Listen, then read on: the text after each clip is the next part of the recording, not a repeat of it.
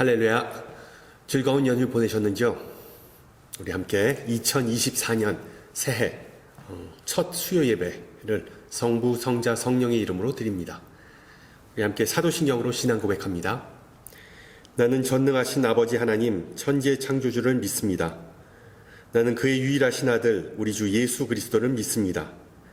그는 성령으로 잉태되어 동정녀 마리에게서 나시고 본디오 빌라도에게 고난을 받아 십자가에 못 박혀 죽으시고 장사된 지 사흘 만에 죽은 자 가운데서 다시 살아나셨으며 하늘에 오르시어 전능하신 아버지 하나님 우편에 앉아 계시다가 거기로부터 살아있는 자와 죽은 자를 심판하러 오십니다.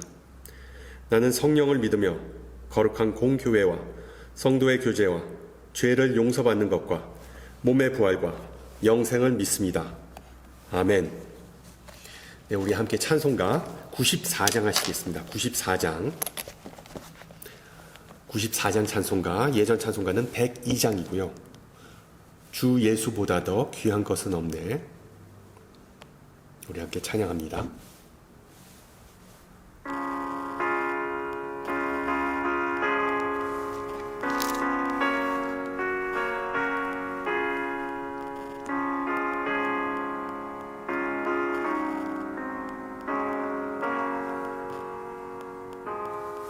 주 예수보다 더 귀한 것은 없네.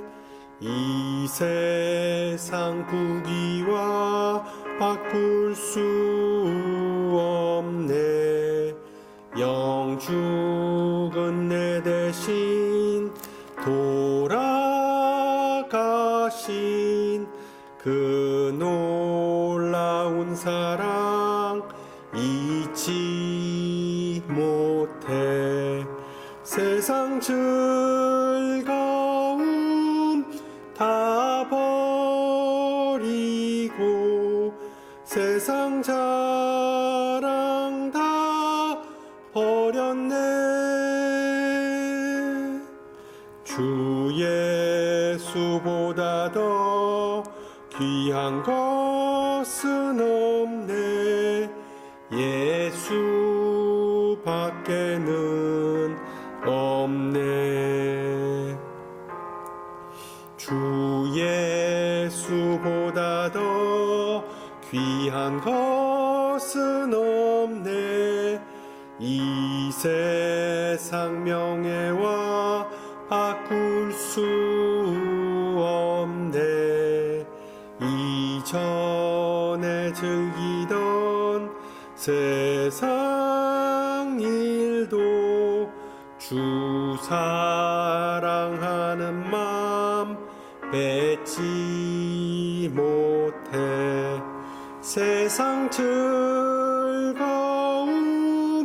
다 버리고 세상 자랑 다 버렸네. 주 예수보다 더 귀한 것은 없네. 예수밖에는 없네. 주 예수보다 더 귀한 것은 없네. 이 세상 행복과 바꿀 수 없네. 유혹과 핍박이 몰려와도 주 섬기는 내 맘 변치 않아. 세상 즐거움 다 버리고 세상 자랑 다 버렸네. 주 예수보다 더 귀한 것은 없네. 예수밖에는 없네. 아멘. 하나님께서 오늘 저녁 우리에게 주신 말씀 사도행전 9장 1절에서 9절 말씀입니다. 사도행전 9장 1절에서 9절. 제가 가진 성경으로 신약 202페이지입니다. 202페이지.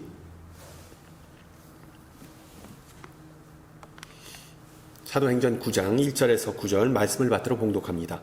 사울이 주의 제자들에 대하여 여전히 위협과 살기가 등등하여 대제사장에게 가서 다메섹 여러 회당에 가져갈 공문을 청하니 이는 만일 그 도를 따르는 사람을 만나면 남녀를 막론하고 결박하여 예루살렘으로 잡아오려 함이라. 사울이 길을 가다가 다메섹에 가까이 이르더니 호련히 하늘로부터 빛이 그를 둘러 비치는지라. 땅에 엎드려져 들음에 소리가 있어 이르시되 사울아 사울아 내가 어찌하여 나를 박해하느냐 하시거늘 대답하되 주여 누구시니까 이르시되 나는 내가 박해하는 예수라. 너는 일어나 시내로 들어가라. 내가 행할 것을 내게 이를 자가 있느니라 하시니 같이 가던 사람들은 소리만 듣고 아무도 보지 못하여 말을 못하고 서 있더라. 사울이 땅에서 일어나 눈은 떴으나 아무것도 보지 못하고 사람의 손에 끌려 다메섹으로 들어가서 사흘 동안 보지 못하고 먹지도 마시지도 아니하니라. 아멘. 어느 여인이 갑자기 혼수 상태에 빠져서 서서히 죽어가고 있었습니다. 그 무의식 중에 갑자기 자신이 하늘로 올려지는 체험을 했습니다. 신비스러운 체험을 했습니다. 하늘에 올라갔더니 하나님의 보좌 앞에 서서 심판을 기다리는 그런 상황을 맞이하였습니다. 정말 아무것도 보이지 않고 구름이 가득한 풍경 속에서 갑자기 천둥과 같은 목소리가 들려왔습니다. Who are you? Who are you? 너는 누구냐? 갑작스러운 질문에 당황한 그 여인은 머리에 가장 먼저 떠오르는 말을 하였습니다. 저는 아무개 시장의 아내입니다. 그러자 나는 내가 누구의 부인인가가 아니라 내가 누구인지를 물었다. 그러자 여인은 다시 대답했습니다. 저는 내 자녀의 엄마입니다. 그러자 내가 누구의 엄마인지를 물은 게 아니라 내가 누구인지를 물었다. 저는 학교 선생님이기도 합니다. 내가 누구인지를 물었지 너의 직업을 물어본 것이 아니다. 그리고 이런 대화가 계속 반복되었지만 그 여인의 대답은 매번 받아들여지지 않았습니다. 그러자 여인은 생각을 바꿔서 이렇게 대답했습니다. 저는 그리스도인입니다. 그러나 놀랍게도 이 대답마저 거부당했습니다. 나는 내 종교가 아니라 내가 누구인지를 물었다. 저는 매주 교회 가서 봉사하고 예배하고 그리고 구제하였습니다. 내가 무슨 일을 행하였는지가 아니라 내가 누구인지를 물었다. 결론적으로 그 여인은 하나님과의 인터뷰에서 면접에서 탈락했습니다. 그래서 결국 천국에 들어가지 못하고 다시 지상으로 보내졌습니다. 그리고 얼마 후에 코마에서 깨어난 그 여인은 다시 건강을 회복하였습니다. 그러나 그녀의 인생은 전과 같지가 않았습니다. 그러한 신비로운 체험을 한 후로 새 삶을 얻은 후부터 그 여인은 자신이 정말로 누구인지에 대해 알고자 노력하면서 살았고 그 결과 그녀의 삶의 모든 것이 다 변했다는 일화입니다. 여러분, 자기 자신을 아는 것과 남을 아는 것 중에 어느 것이 더 쉬울까요? 노자는 다른 이를 아는 사람은 현명하지만 자기 자신을 아는 사람은 광명 가운데 거한다라고 말하면서 자신을 아는 것이 훨씬 더 어렵다고 말합니다. 내가 다른 이들을 알기 위해서는 인내심과 시간이 정말 필요합니다. 그러나 자기 자신을 알기 위해서는 시간, 끈기뿐만 아니라 나 자신을 객관적으로 바라볼 수 있는 용기가 추가로 필요하기 때문이죠. 따라서 나를 알아가고 또한 다른 이를 알아가는 과정은 우리 모두에게 주어진 일평생의 과제이지만 전혀 쉽지 않기 때문에 너무 어렵기 때문에 그 알아가는 것을 소홀히 하는 때가 정말 많습니다. 더 나아가 나와 그리고 상대방에 대한 지식을 그 아는 것을 삶에 적용하는 것 또한 쉽지 않은 일입니다. 왜? 한 개개인의 장점과 약점이 무엇인지를 머릿속으로 이론적으로는 알지만 그것을 수정하고 고치고 보완하고자 하는 실천적 노력이 없으면 과연 무슨 소용이겠습니까? 예를 들어 하나님께서 우리에게 크고 작은 달란트를 다 주셨는데 그것을 사용하지 않으면 하나님을 무시하는 것이겠죠. 또한 하나님께서 우리를 향한 자기 뜻과 계획을 보여주셨는데 그 뜻과 계획대로 살지 않으면 말짱 도루묵입니다. 오늘 읽은 본문에서 우리는 자기 자신이 누구인지, 하나님은 누구신지, 그리고 자신을 향한 하나님의 계획이 무엇인지에 대한 뚜렷한 확신이 있었던 한 사람을 만나게 됩니다. 그 사람은 바로 사울입니다. 그런데 놀라운 반전이 일어나죠. 자신이 일평생 알고 그리고 실천해왔던 그 모든 확신과 그리고 믿음은 한순간 잘못된 것으로 판명나게 됩니다. 한순간 우르르 무너지게 됩니다. 알다시피 사울은 주후 1세기쯤에 활동했던 가말리엘이라는 뛰어난 율법 석학 밑에서 수학해왔기 때문에 야훼 하나님에 대해 그 누구보다도 더 잘 알고 있다고 자부할 수 있었던 인물이었습니다. 율법 전문가로서 예수와 그의 추종자들의 급진적 운동은 전통적 유대교 신앙에 위협이 된다는 정확한 판단을 내렸습니다. 또한 사울은 갈릴리 예수에게 주어진 메시아라는 호칭은 실제로 예수의 파괴적이고 해로운 영향력을 그냥 잘 위장한 것, 포장한 것이라고 믿었습니다. 물론 사울과 같이 예수님의 참된 정체에 대해 오해한 사람은 사울만은 아니었습니다. 심지어 예수님의 가족들마저 예수님의 사역을 이해하지 못하였지 않습니까? 실제로 예수님은 따뜻하고 그리고 편안한 가정집과 목수라는 꽤 안정적인 직업을 뒤로 한 채 떠돌이 설교자라는 고생길을 택하였습니다. 그러면서 자신이 가는 곳마다 이상하고 그리고 이질적인 소외된 사람들마다 동행하였는데 예를 들어 생선 비린내 나는 어부들, 그리고 비양심적인 세리들, 그리고 혁명적 성향을 지닌 급진적 정치인들과 함께 삶을 나누었습니다. 그리고 갑자기 많은 이들에게 존경받았던 기존의 종교 지도자를 막 싸잡아 비판하기 시작하셨습니다. 그러자 그의 가족은 우리가 알던 예수가 아니야, 예수가 정신이 나갔어 라고 판단하고 강제로 예수를 집에 데리고자 하는 사건을 우리는 복음서에서 찾아볼 수 있죠. 하지만 사울은 한 걸음 더 나아가 예수가 단순한 어떤 미치광이가 아니라 악의 화신이라고 판단하였는데 그 이유는 아마도 예수님께서 행하신 수많은 치유와 그리고 또 축귀 사건들을 직접 목격하였거나 아니면 전해드렸기 때문입니다. 여러분 알다시피 마태복음 12장에 바리새인들은 예수님께서 눈먼 자를 고치신 후에 예수가 귀신의 왕 바알세불의 힘을 빌려서 그러한 기적을 행한다고 믿었는데 마찬가지로 뼛속까지 바리새인이었던 사울도 예수의 기적은 하나님과 아무런 상관이 없고 오히려 마귀의 역사라고 굳게 믿었습니다. 우리 한국말에는 없지만 영어에서는 사울의 이런 판단 오류를 knowledge blindness라고 합니다. 그러니까 어느 사람이 너무 다양한 지식을 쌓아서 스스로 모든 것을 다 통달하는 안목을 가졌다고 자부하지만 실제로 그는 자신이 만든 학문이라는 그 틀에 갇혀서 자기가 보고자 하는 것들만 보고 새로운 지식이나 현상들을 배척해버리는 그런 경향을 일컫는 단어입니다. 쉽게 말하면 나는 옳고 너는 틀렸다. 나는 바꿀 것이 없고 남들은 다 개혁의 대상이다 라고 믿는 것입니다. 이것이 바로 바울의 뒤틀린 세계관이자 정신세계였는데 그는 이러한 틀을 스스로 뛰어넘을 수가 없었습니다. 오늘 읽은 사도행전 9장은 우리가 잘 아는 다메섹 도상 사건인데 바로 너무 많은 학문으로 인하여 잘못된 길로 가는 영적으로 눈이 멀게 된 사울의 회심 사건을 다루고 있습니다. 오늘 본문 1, 2절을 보세요. 사울이 주의 제자들에 대하여 여전히 위협과 살기가 등등하여 대제사장에게 가서 다메섹 여러 회당에 가져갈 공문을 청하였다라고 성경은 기록합니다. 바울은 하나님의 뜻에 대한 전매 특허를 가지고 있다는 확신과 더불어 그 마음속에는 그리스도를 향한 살기가 가득했습니다.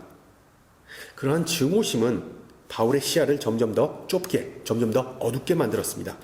아이러니하게도 이처럼 인간의 마음이 어둠으로 가득할 때, 죄로 가득할 때 하나님은 비로소 역사하시기 시작하십니다. 1세기 당시 다메섹이라는 도시는 시리아의 수도였고 중동 지방의 문화와 상업의 중심지였습니다. 대략 5만 명의 유대인들이 그곳에 살았다고 역사가들은 기록하는데 사울은 예루살렘에서 다메섹까지 약 6일간의 여행을 하였습니다. 나중에 바울은 디모데 전서에서 그 시절을 다음과 같이 회상하죠. 내가 전에는 비방자요, 박해자요, 폭행자였으나 도리어 긍휼을 입은 것은 내가 믿지 아니할 때 알지 못하고 행하였음이라. 쉽게 말하면 과거의 자신은 종교 깡패 또는 종교 테러범, 하마스나 탈리반 같은 그런 종교 테러범이라고 하는데 그가 그릇되게 행동한 이유는 그리스도가 누구인지를 몰랐기 때문이라고 고백합니다. 그가 그때까지 알고 있었던 지식은 나무에 걸려 죽은 자는 하나님에게 저주받은 자이고 그런 사람은 절대로 구원자, 메시아가 될 수 없다라는 정통 유대교의 가르침에 근거하였습니다. 그래서 신실한 유대교인인 자신의 지식과 또한 믿음, 뜨거운 믿음에 비추어 볼 때 예수와 기독교는 유대교에 완전히 어긋난 어떤 교주와 그리고 또한 이단 분파였기 때문에 더 큰 해악을 끼치기 전에 척살해야 할 대상이었습니다. 또한 이것이 자신이 아는 하나님을 기쁘게 하는, 하나님께 영광 돌리는 행위라고 믿었습니다. 사울의 이런 극단적인 모습을 보면서 우리도 하나님에 대해 알고 있는 우리의 지식이 참 알량하고 사울이 했던 실수를 언제든지 되풀이할 수 있음을 기억해야 합니다. 사울의 이런 독단적인 모습을 보면서 예수를 비교적 늦게 믿은 사람들은 자신들이 예수를 만나기 전에는 무지와 불신 가운데서 살았다는 점을 되돌아볼 수 있지요. 반면에 예수를 어릴 때부터 믿은 사람은 바울과 같이 자신의 신앙이 올바르게 양육되지 않으면 나중에는 교회와 하나님의 이름을 욕되게 할 수 있음을 항상 알게 해주는 그런 이야기입니다. 이와 비슷한 맥락에서 호세아 선지자는 내 백성이 망함은 여호와에 대한 지식이 없음이라 라고 이스라엘을 책망하였는데 알다시피 이스라엘 백성의 가장 큰 문제는 여호와를 대충 알았기 때문에 가나안 신들과 여호와를 짬뽕해서 혼합해서 섬겼습니다. 구분하지 못했습니다. 여호와가 바알이었고 바알이 여호와였고 바알이 아세라였고 아세라가 여호와였고 완전히 그냥 이것은 혼합적인 종교였습니다. 우리가 신앙생활을 하면서도 하나님을 대충 하는 사람들 때문에 다른 이들이 상처받고 공동체가 시험에 드는 경우를 볼 수 있는데 사울이 바로 그런 경우였습니다. 율법에 관하여는 그 누구도 따라올 수 없는 지식을 쌓았지만 그 지식 가운데 숨어있는 진리인 예수를 전혀 알지 못하였던 것이 그가 꼬꾸러지게 된 결정적 계기였던 것이죠. 우리 신앙인들이 때때로 보여주는 모순적이고 이율배반적인 삶의 모습 또한 우리가 예수님을 정확하게 알지 못한다는 데서 기인하지 않습니까? 아니, 우리가 예수님을 어느 정도 안다고 자부하기 때문에 교만하여서 예수님의 말씀과 계명을 무시하거나 순종하지 않는 것이 우리 신앙 생활의 안타까운 모습이기도 합니다. 그러므로 바울은 감옥에서 빌립보 교회에 편지를 쓰면서 모든 것을 해로 여김은 내 주 그리스도 예수를 아는 지식이 가장 고상하기 때문이라고 고백합니다. 우리 모든 성도님에게도 바울과 같이 예수님을 새롭게 만나고 깊이 알고 뜨겁게 사랑하는 마음이 자라기를 소망합니다. 다시 사울 얘기로 돌아와서 이 사울이 다메섹에 거의 도착할 무렵에 갑자기 하늘로부터 빛이 사울에게 비치면서 사울아 사울아 내가 어찌하여 나를 박해하느냐라고 부활하신 예수님께서 말씀하십니다.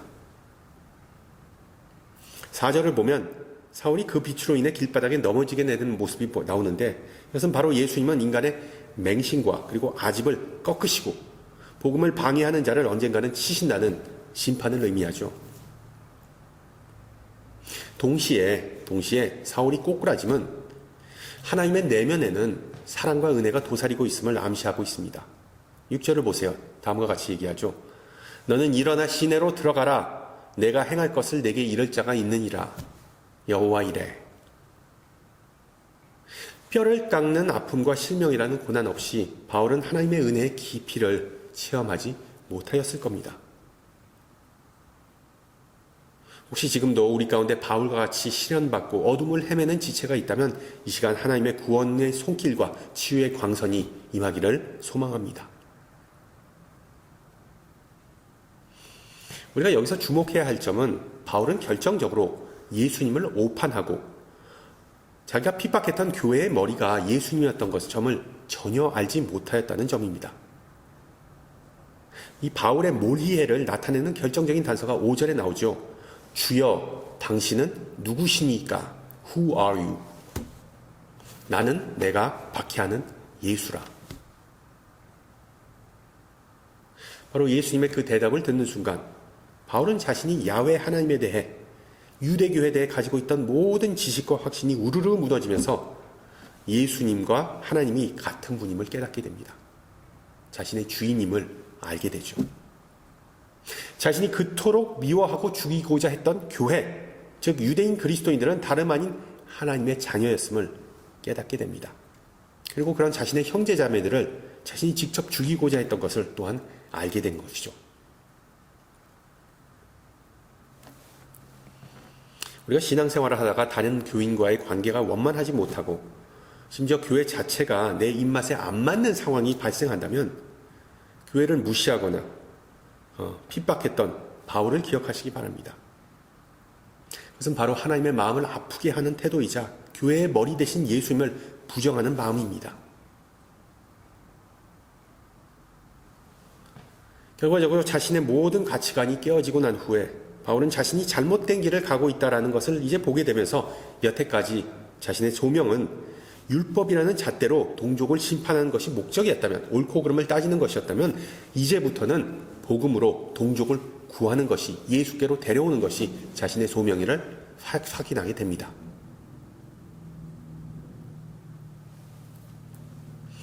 혹시 우리가 신앙생활을 하면서 바울과 같이 어떤 극적인 사건이나 결정적인 고비가, 터닝 포인트가 없었다고 생각하시는 분들은 오늘 본문 이야기를 읽으면서 별 감흥을 느끼지 못할 수도 있습니다. 신비로운 은혜 체험은 나하고는 별 상관이 없다고 충분히 생각할 수 있기 때문이죠.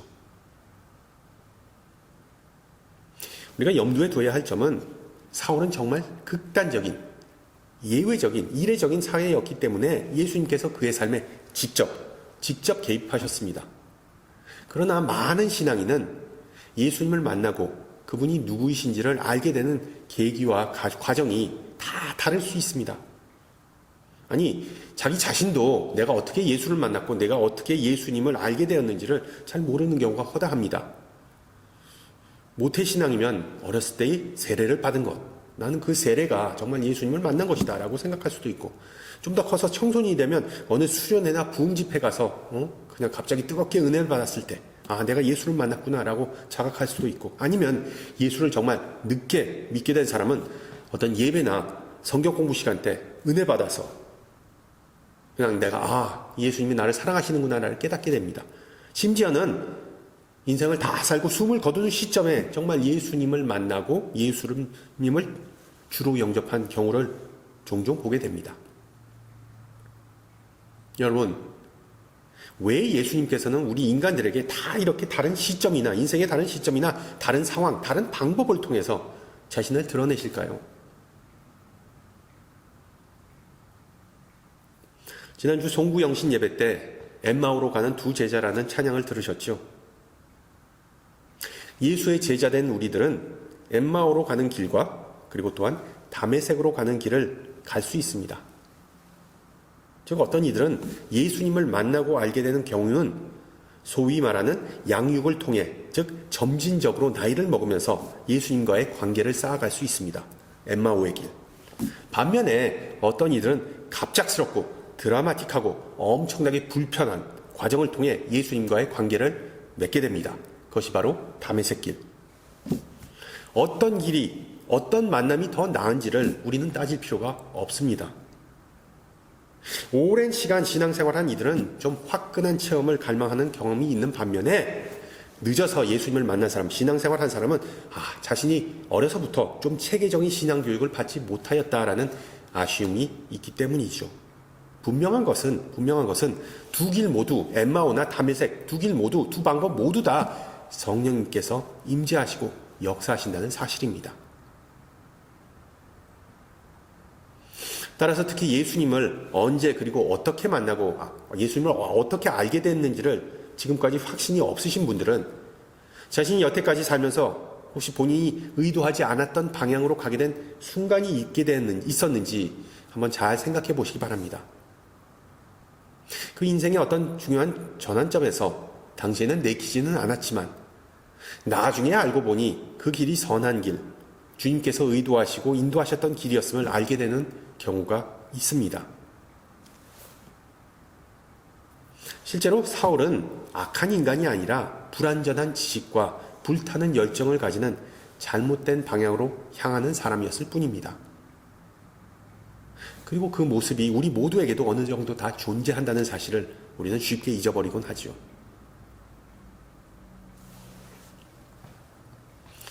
어느 날 아인슈타인이 프린스턴행 열차를 타고 여행하는 도중에 차장이 승객들의 기차표를 확인하러 이렇게 돌아다녔습니다. 차장이 자신에게 다가오자 아인슈타인은 차표를 어디에 두었는지 기억을 못해서 온 사방을 다 찾으러 다녔습니다. 그 차장은 이렇게 얘기했습니다. 아인슈타인 박사님, 우리 모두 당신이 누구인지 잘 알고 있습니다. 박사님 같은 분께서 무임승차하시지 않으셨겠죠. 걱정하지 마시고 여행을 편안히 즐기세요 라고 말하였습니다. 그렇게 말한 후에 다른 승객들의 차표를 확인하러 갔는데 아인슈타인은 여전히 좌석 밑에 그리고 어떤 승객 옆에 여기저기를 훑어보고 있었고 이 모습을 본 차장은 다시 그에게 돌아와서 박사님 걱정하지 마세요. 박사님은 차표가 필요 없을 만큼 유명한 분이신 줄 다 압니다 라고 말했습니다. 그러자 아인슈타인은 차장에게 이렇게 대답하였습니다. 젊은 선생, 나도 내가 누구인지는 안다오. 문제는 내가 어느 역에서 내려야 하는지 까먹었다는 말이오. 그래서 나는 차표를 찾고 있소이다.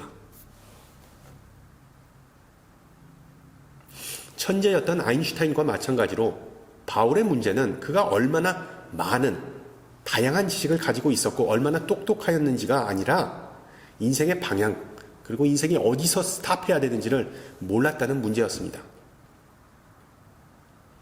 많은 그리스도인은 지금도 자신이 어디로 향하고 있고 자신이 어디서 멈춰야 되고 하나님께서 어디서부터 시작해야 되는지 그것을 알지 못하는 경우가 많습니다.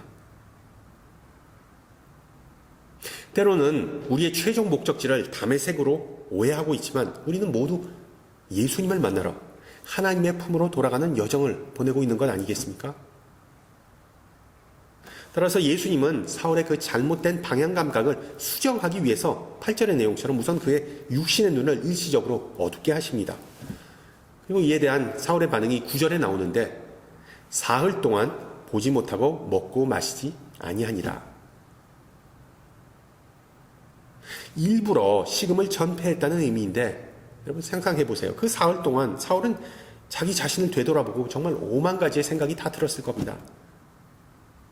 또한 그 사울의 그 영적 그 갈등을 통해서 내적 갈등을 통해서 자신의 참된 모습에 그 눈이 영안이 뜨이게 됩니다. 예수님을 만나기 전엔 자신은 오직 그 율법이라는 틀 속에서 남을 판단하고 넌 틀렸다, 난 맞았다 정죄하면서 정작 하나님의 자비를 베풀지 않았던 냉혈한 이였는데 예수를 만나고 난 이후에는 그는 오직 다른 이들의 도움 없이는 아무것도 할 수 없는 정말 무기력한 보잘것없는 존재라는 사실을 뼈저리게 깨닫고 밥도 물도 목에 넘어가지 않았던 것이죠. 우리가 사는 세상은 능력 있는 자는 높여주고 그리고 연약한 자는 깔보지만 하나님의 나라는 그 반대이죠. 우리의 연약함을 알고 고백하면 하나님은 우리를 높이시고 그리고 우리를 사용하십니다. 오늘 바울 이야기가 우리가 배우는 교훈은 바로 이것입니다.